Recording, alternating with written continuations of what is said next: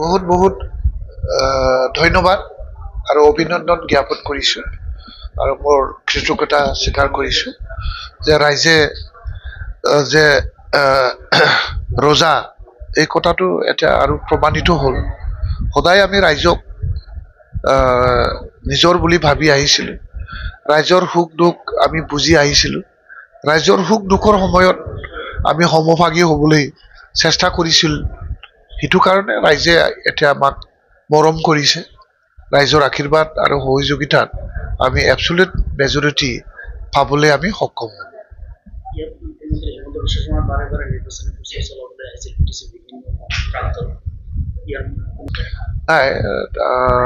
তেওঁ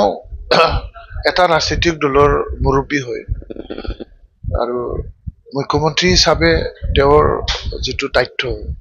দায়িত্ব হিচাপে তেওঁ যিটো ক'ব লগা এইটো প্ৰচাৰ কৰিছে তাত এইটো নিজৰ দলৰ যিটো ৰাইজ হিচাপে মানে তেওঁ উৎসাহিত কৰিছে নোহোৱা নহয় বহুত জাগাত বিজেপিৰ মানে উৎসাহিত হোৱা আমি পৰিলক্ষিত হৈছো তেখেতৰ যিটো বিটিচি যিটো আমাৰ নিৰ্বাচনটো ইমান সুচাৰুৰূপে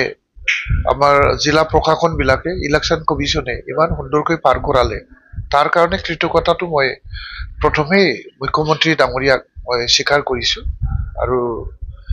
তেখেতক মই ধন্যবাদ জ্ঞাপন কৰিছো এইবাৰ যিটো নিৰ্বাচন এই নিৰ্বাচনত যে ইমান সুন্দৰকৈ ৰাইজক পাৰ্টিচিপেট কৰিবলৈ এটা উৎসাহিত কৰিব পাৰিলো আৰু ৰাইজেও ইমান উৎসাহিত হৈ পেলাই এইবাৰ নিৰ্বাচনত মানে পাৰ্টিচিপেট কৰিছে তাৰ কাৰণেও ৰাইজকো মানে আমি ধন্যবাদ দিব লাগিব আৰু বিশেষকৈ এটা ৰাজ্যৰ মুখ্যমন্ত্ৰী হিচাপে তেখেতৰ যি গুৰু দায়িত্ব এই গুৰু দায়িত্বখন তেখেতে ইমান সুন্দৰকৈ পালন কৰি গৈছে তাৰ কাৰণে আমি কৃতজ্ঞতাটো সদায় স্বীকাৰ কৰিব লাগিব নাই এতিয়ালৈকে মানে অফিচিয়েল আমি গম পোৱা নাই অফিচিয়েল হয়তো আজিকালিৰ ভিতৰত এনাউন্স হ'ব আৰু ছাৰে যিটো এটা তাৰিখ ঘোষণা কৰিছে হয়তো হ'ব পাৰে কিন্তু তেওঁ অফিচিয়েলি এতিয়ালৈকে আমাৰ যোগাযোগ হোৱা নাই বা কৰেছপন্ডেন্স হোৱা নাই নিশ্চয় কম সময়ৰ ভিতৰতে আপোনালোকক জনাব পৰাকৈ এটা তাৰিখ বা দিন বা জাগা এইটো আমি